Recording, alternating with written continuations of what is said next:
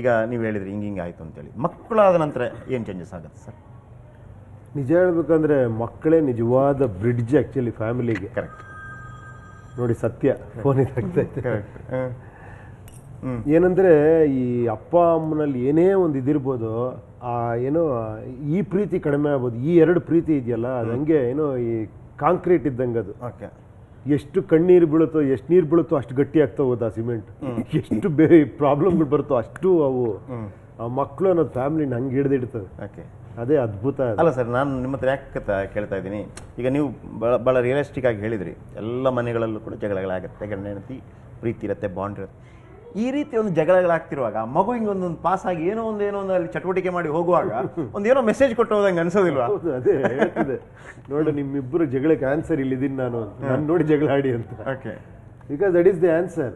ಅದು ಕೊಟ್ಟಾಯ್ತು, ಆ ಲವ್ ಅನ್ನೋದು ಆನ್ಸರ್ ಕೊಟ್ಟಾಯ್ತು. ಅದ್ರ ನೆಕ್ಸ್ಟ್ ಇನ್ನೇನು ಬೇರೆ ಇಲ್ಲ. Have to compromise. ಏನಂದ್ರೆ ಕಾಂಪ್ರಮೈಸ್ ಅನ್ಕೊಳ್ಳೆ ಏನಾಗ್ಬಿಡುತ್ತೆ, ಆ ಈಗೋ ಇದೆಯಲ್ಲ ಒಳಗಡೆ, ಅದೇ ನಾನು ಅನ್ನೋದಾಗಲ್ಲ. ನಾನು ಯಾಕೆ ಕಾಂಪ್ರಮೈಸ್ ಆಗಲಿ? ಇರೋದು ಒಂದು ಲೈಫು, ನಾನು ಎಂಜಾಯ್ ಮಾಡೋ. ನಾನು ಯಾಕೆ ಇದಕ್ಕೆ ಅಲ್ಲ, ಇದ್ರಲ್ಲಿ ಒಂಥರ ಬೇರೆ ಥರ ಎಂಜಾಯ್ಮೆಂಟ್ ಇದೆ. 2 ಸೆಕೆಂಡ್ ಆ್ಯಕ್ಚುಲಿ. ಇವಾಗೆಲ್ಲ ಏನಂದ್ರೆ ಡಿವೋರ್ಸು ಬಿಡು, ನಾನು ಖುಷಿಯಾಗಿರ್ತೀನಿ, ಆ ಒಂದು ಸೆಕೆಂಡ್ ಯೋಚನೆ ಮಾಡ್ತೀವಿ ಅಷ್ಟೇ. ಬಿಟ್ಬಿಟ್ರೆ ನಂಗೆ ತಲೆ ಬಿಸಿ ಇಲ್ಲಲ್ಲಪ್ಪ ಇವಳದ್ದು, ಆರಾಮ ಖುಷಿಯಾಗಿ ಇದ್ಬಿಡ್ಬೋದು.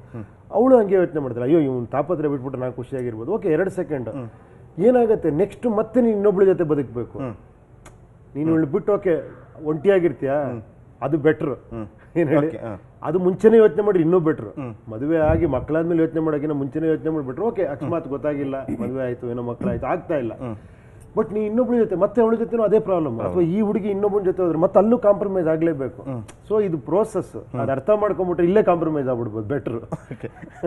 ಅಲ್ಲ, ಕಾಂಪ್ರಮೈಸ್ ಇದ್ದೇ ಇರುತ್ತೆ, ಯಾಕಂದ್ರೆ ಕಾಂಪ್ರಮೈಸ್ ನಾವು ಆಗಲೇಬೇಕು ಲೈಫ್. ಈ ನಿಮ್ಮ ಹತ್ರ ಒಂದು ಪ್ರಶ್ನೆ ಕೇಳ್ತೀನಿ ಸರ್, ಯಾಕಂದರೆ ಈಗ ಈ ಲಿವಿಂಗ್ ಟುಗೆದರ್ ಇದೊಂದು ಭಾಳ ಜೋರಾಗಿ ನಡೀತಿದೆ ಅದು ಅಂತೇಳಿ. ಹಾಗಿದ್ರೆ ಈ ಮದುವೆ ಅನ್ನುವಂಥ ಒಂದು ಸಂಬಂಧ ಇದೆಯಲ್ಲ, ಹಾಗಾದರೆ ಮುಂದಿನ ದಿನಗಳಲ್ಲಿ ವೀಕ್ ಆಗತ್ತೆ ಅಂತ ನಿಮ್ಗೆ ಅನ್ಸುತ್ತಾ? ಆಗಬಹುದು ಅಂತ ಅನ್ಸುತ್ತಾ ಮದುವೆ ಅನ್ನೋ ಬಾಂಡ್? ಇಲ್ಲ ನೋಡಿ, ಅದು ಇದರಲ್ಲಿ ನಾವು ಸರಿ ತಪ್ಪುಗಳು ಅಂತ ನಾವು ಅನಲೈಸ್ ಮಾಡೋಕ್ಕಾಗಲ್ಲ. ಎಲ್ಲ ಅವ್ರವ್ರಿಗೆ ಅದು ಸಂಬಂಧಪಡೋದು. ಇವಾಗ ನಾವಿಲ್ಲಿ ಕೂತ್ಕೊಂಡು ಹೇಳ್ಬಿಡ್ಬೋದು, ಅವ್ರು ಹಿಂಗಿರ್ಬೇಕು, ಹಂಗಿದ್ರೆ ಚೆನ್ನಾಗಿರುತ್ತೆ, ಅದು ತಪ್ಪದು. ಅವ್ರವ್ರು, ನಾನು ಹೇಳಿದ್ನಲ್ಲ, ಪ್ರತಿಯೊಂದಕ್ಕೆ ಕ್ಯಾಮ್ರಾ ಹಿಂಗೆ ಹೊರಗಡೆ ಹಾಕೊಳ್ಬಿಟ್ಟು ಹೊರಗಡೆ ಹಾಕೊಂಬಿಟ್ಟು ಎಲ್ಲದಕ್ಕೂ ಆನ್ಸರ್ ಸಿಕ್ಬಿಡುತ್ತೆ. ನಾವು ಒಳಗಡೆ ಹಾಕ್ಕೊಳ್ಳಲ್ಲ ಅಷ್ಟೇ. ಓಕೆ. ಏನೋ ಎಲ್ಲದಕ್ಕೂ ಕಾರಣ ಒಳಗಿದೆ ಅಂದರೆ ನಮ್ಮೊಳಗೇನೆ ಇದೆ ಎಲ್ಲವೂ ಅಷ್ಟೇ. ನೀವೊಂದು ಸೆಟ್ ರೈಟು ಮಾಡ್ಕೊಬೋದು. ಇಫ್ ನಿಮಗೆ ನಿಜವಾಳು ಮನಸ್ಸಿದ್ರೆ ನಿಮ್ಮ ಫ್ಯಾಮಿಲಿ ಚೆನ್ನಾಗಿ ಸುಖಮಯವಾಗಿ ಇಟ್ಕೊಬೋದು. ಆಗಲ್ವಾ ಹೇಳಿ? ಆಗಲ್ಲ ಅಂದರೆ ನೀವು ಸೋತ್ರಿ ಅಂತ. Yes, correct. ನಾವು ರೀಸನ್ ಕೊಡ್ಬೋದು, ಓಕೆ ಅವರಿಂದ ನಾನು ಸಂತೋಷವಾಗಿಲ್ಲ ಅಂತ. ಟ್ರೈ ಮಾಡು. ಓಕೆ, ಅದಾಗಿಲ್ಲ ಅಂದರೆ ಏನೂ ಮಾಡೋಕ್ಕಲ್ಲ. ಹೌದು, ಕೆಲವು ಸತಿ ಏನಾಗುತ್ತೆ, ಕೆಲವು ಸತಿ ಅವ್ರ ಜೊತೆ ಇದ್ದು ಲೈಫೇ ಹಾಳಾಗುವಂಥ. ಈಗ ಒಬ್ಬಂಟಿ ಆಗಿರುವಾಗಲೂ ಕೂಡ ಅವ್ರು ತುಂಬ ವಿಷಯದಲ್ಲಿ ಎಡವಳ್ತಿರ್ತಾನೆ, ಸೋಲ್ತಿರ್ತಾನೆ, ಮತ್ತೊಂದಿರ್ತಾನೆ. ಮದುವೆ ಆದ ತಕ್ಷಣ ಮಾತ್ರ ಎಲ್ಲವೂ ಸರಿಯಾಗಬೇಕು ಅಂತ ಯಾಕೆ ಬಯಸಬೇಕು ಅಂತ ನಾನು ಹೇಳೋದು. ಇಲ್ಲ, ಏನಾಗುತ್ತೆ ಅಂದರೆ ನಿಮಗೆ ಇವು ಇಂಡಿಪೆಂಡೆಂಟ್ ಆಗಿ ಬಂದಿರ್ತೀರ ನೀವು ನೋಡಿ. ಅದಕ್ಕೆ ಹೇಳೋ, ತಾಯಿ ಪ್ರೀತಿ ಬೇರೆ, ಹೆಂಡತಿ ಪ್ರೀತಿ ಬೇರೆ. ಇವಾಗ ತಾಯಿ ನಿಮ್ಮನ್ನ ಫುಲ್ ಫ್ರೀ ಆಗಿಬಿಡ್ತಾರೆ. ತಾಯಿ ಏನು ಮಾಡ್ತಾಳೆ, ನೀವೇ 18 ವರ್ಷ, ತಾಯಿಗೆ ಒಂದು ನಂಬಿಕೆ, ಹೋಗು ಅವನೇನೋ ಇದಾಗಲಿ, ರಾತ್ರಿ ಬರಲಿಲ್ಲ, ಒಂದೇ ಒಂದು ಕೇಳೋದು ಊಟ ಮಾಡಿದ್ಯಾ ಅಂತ, ಆ ಬೇರೆ ಅದು. ಬಟ್ ಹೆಂಡತಿನಿಂದ ನಾವು ಆ ಪ್ರೀತಿನ ಎಕ್ಸ್ಪೆಕ್ಟ್ ಮಾಡೋದು ತಪ್ಪೆ. ಹೆಂಡತಿಗೆ ಬೇರೆ, ನನಗೆ ನೀನು ಬೇಕು ಅನ್ನೋದಿರುತ್ತೆ, ಏನೋ ಅಲ್ವಾ? ಅದಕ್ಕೂ ಕೆಲವು ಸತಿ ನಾವು ಇದಾಗಬೇಕು. ಬಟ್ ಏನಾಗುತ್ತೆ, ನಾವು ತಾಯಿ ಪ್ರೀತಿ ನೋಡ್ಕೊಂಡು ಬೆಳೆದವ್ರು ನಾವು ಆ ಫ್ರೀಡಮಲ್ಲಿ ಇದ್ದಾಗ ಮತ್ತೆ ಕಟ್ ಮಾಡ್ರೆ ಮನೇಲಿ ಏನೇ ಆಯ್ತು ನಾನು ಎಲ್ಲದಕ್ಕೂ ಆನ್ಸರ್ ಮಾಡ್ಬೇಕು. ಎಲ್ಲೋದೆ ನೀನು ಅಂತಾಳೆ, ಏನ್ ಮಾಡಿದೆ ಅಂತಾಳೆ. ಅಲ್ಲಿ ಇಬ್ರು ಕಾಂಪ್ರಮೈಸ್ ಆಗ್ಲೇಬೇಕು. ಅವಳಿಗೂ ಅರ್ಥ ಆಗ್ಬೇಕು. ಆಕ್ಚುಲಿ ಕೆಲವು ಸತಿ ಅವ್ರಿಗೂ ಗೊತ್ತಾಗಲ್ಲ ಹೆಂಡತಿಗೆ, ಅವ್ರದ್ದೇ ಪ್ರಾಬ್ಲಮ್ ಇರುತ್ತೆ. ನಾನು ಮನೇಲಿ ಕೂತೀನಿ ಒಂಟಿಯಾಗಿ, ಇವ್ರು ನೋಡ್ರೆ ಆರಾಮ ಹೊರಗಡೆ ಓಡಾಡ್ಕೊಂಡಿದ್ದಾರೆ. ಅದು ಸ್ಟಾರ್ಟ್ ಆಗ್ಬಿಟ್ರೆ ಬಹಳ ಕಷ್ಟ. ಅವ್ನು ಎಂಜಾಯ್ ಮಾಡ್ತೀನಿ, ನಾನಿಲ್ಲ ಆರಾಮ ಹಿಂಗ್ ಕೂತಿದ್ದೀನಿ ಅಂತ. ಅವನು ಕಷ್ಟಪಡ್ತೀನಿ, ಇವರು ಅನ್ಕೊಬೇಕು.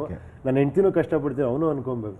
ಸೊ ಅದು ನಿಜವಾದ ಲವ್ ಅನ್ನೋದು ಹೆಂಗ್ ರಿವರ್ಸ್ ಆಗ್ಬಿಡುತ್ತೆ ಅಂದ್ರೆ, ಆಮೇಲೆ ಫಸ್ಟ್ ಲವ್ ನೀ ಚೆನ್ನಾಗಿದೆ, ಅಯ್ಯೋ ನೀವು ಏಟ್ ಬಿತ್ಕೊಳ್ಳೆ ನೋಡಿದ್ದೀರಾ ಲವ್ ಸ್ಟೋರಿಗಳು, ಅಯ್ಯೋ ಏನ್ ಇವನ್ನೆಲ್ಲ ಕಿತ್ತು ಹಂಗೆ ಪಟ್ಟಿ ಕಟ್ಟಿ ಎಲ್ಲ ಲವ್ ಸ್ಟೋರಿ. ಅದು ಮದುವೆ ಆದ್ಮೇಲೆ ಏನ್ ನೀನ್ ಖುಷಿಯಾಗಿದ್ಯಾ, ನನ್ನ ಇಲ್ಲಿ ಮನೇಲಿ ಬಿಟ್ಟಿದ್ಯಾ, ನೀನ್ ಲವ್ ಅಲ್ಲಿ ಹೇಳಿದ್ದು ಅದೇ ಅಲ್ವಮ್ಮ, ನೀನ್ ಖುಷಿಯಾಗಿರೋ ಅಂತಾನೆ ನೀನ್ ಲವ್ ಮಾಡಿದ್ದು.